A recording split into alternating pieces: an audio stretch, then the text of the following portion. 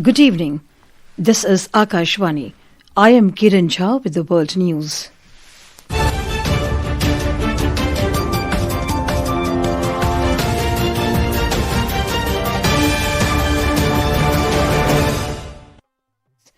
Prime Minister Narendra Modi says India-EU free trade deal with boosts funding for Indian startups and lift creative economy.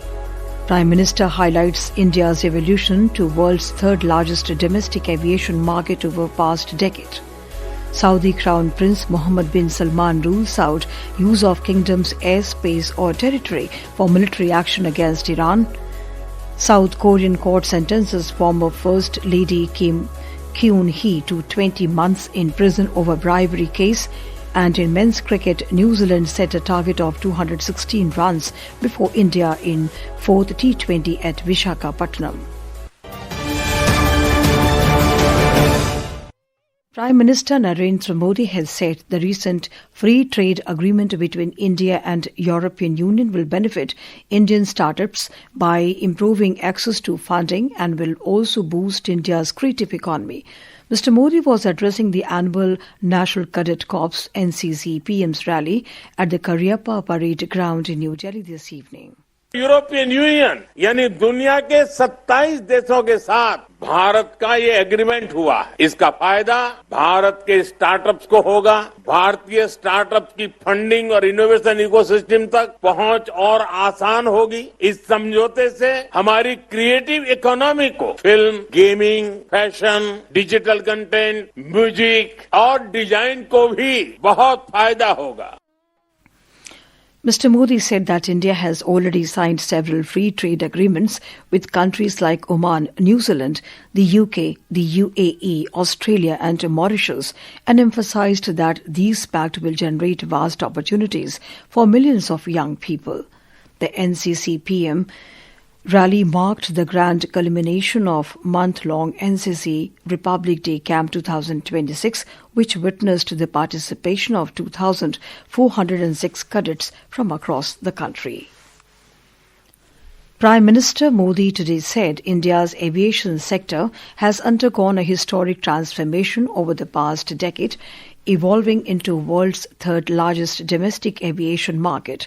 Mr. Modi stated this in a video message at Wings India 2026 event, which got underway at Begumpet Airport in Hyderabad today. The Prime Minister said India is positioning itself as a land of aviation opportunities spanning aircraft manufacturing, advanced air mobility and aircraft leasing. Aviation industry का अगला युग बहुत aspirations से भरा हुआ है और भारत इसका एक बड़ा प्लेयर बनता जा रहा है। Aircraft manufacturing, pilot training, advance air mobility, aircraft leasing, ये ऐसे सेक्टर हैं जिन्हें लेकर भारत अनेक संभावनाओं के साथ आपके समक्ष उपस्थित है और इसलिए विंग्स इंडिया की ये समिट हम सभी के लिए इतनी अहम हो गई है। Asia's largest civil aviation event, Wings India 2026, will continue till Saturday, showcasing the rise of Indian aviation and the future of global flights. India and Saudi Arabia today comprehensively reviewed the ongoing security cooperation in the third meeting of India-Saudi Arabia Security Working Group under the Political, Consular and Security Cooperation Committee of Strategic Partnership Council in Riyadh. Both sides reiterated their condemnation of terrorism in all its forms and manifestations, including cross-border terrorism. Saudi Arabia's Crown Prince and Prime Minister Mohammed bin Salman bin Abdullah Aziz Al Saud affirmed that the kingdom will not permit its airspace or territory to be used for any military actions against Iran from any party, regardless of their origin. According to a statement by the Saudi press agency, the Crown Prince made the remarks during a telephone conversation with the President of the Islamic Republic, Masoud Pezeshkian. During the call, Prince Salman reiterated the kingdom's support for resolving disputes through dialogue to promote security and stability in the region. This comes after US President Donald Trump reiterated his hard-line stance on Iran during a campaign-style event in Iowa, emphasizing both military pressure and the possibility of negotiations with Tehran as tensions persist over the crackdown on protesters and regional security in Iran. US President Donald Trump has threatened an attack on Iran. In a post on his Truth social platform today, President Donald Trump warned Iran to promptly come to the table to negotiate a fair and equitable deal that eliminates nuclear weapons and benefits all parties. He warned that time is running out and mentioning June strikes on Iran. He added that the next attack will be far worse. Earlier, Mr. Trump had said that a large U.S. naval force is moving towards West Asia.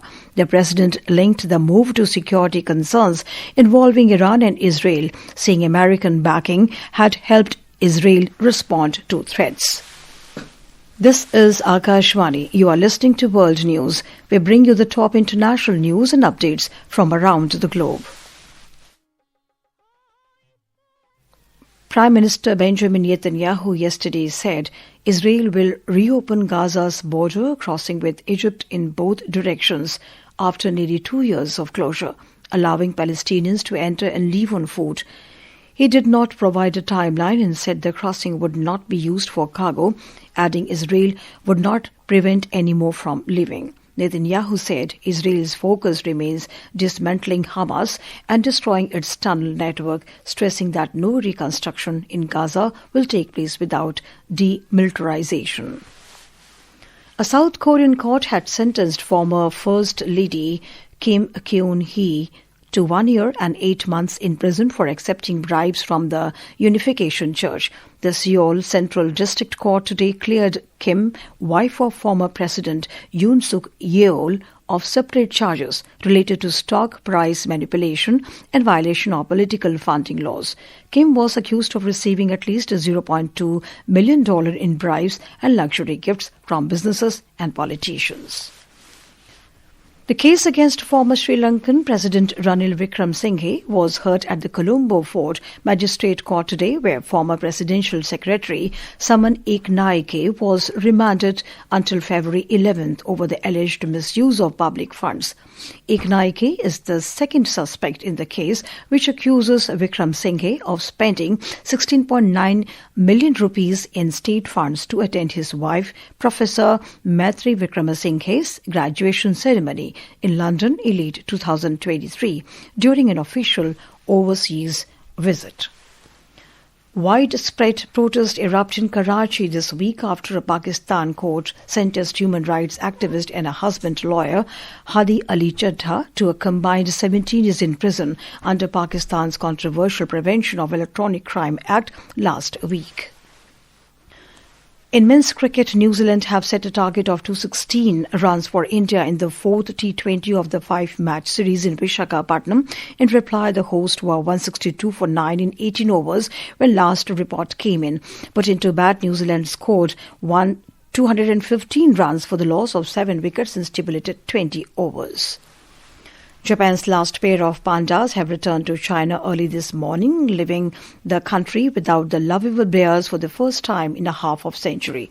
China first sent pandas of Japan in 1972. Beijing has long used the bears as a diplomatic tool, a sign of goodwill and an extension of the country's soft power.